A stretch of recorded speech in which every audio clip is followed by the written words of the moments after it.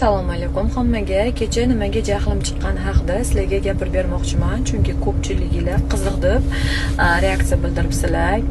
Xullas, chillali ayol Kesarova bilan tuqqan 39-40 kun endi chillasi chiqayotgan ayol shu issiqda Kesarova bo'lib tuqqaniga qaramasdan o't yulibdilar. O't yulganda bitta choklari ketgan, xullas chop ketib qolgan va u ayolda qon ketish bo'lib, bajadan ichi to'la qon, isitma chiqqan, rangi yo'q bir ahvolda kelganlar. Ichi to'la qon o'zida. Men nima demoqchiman? Chillasi chiqmagan ayolga o't yulib nima bor?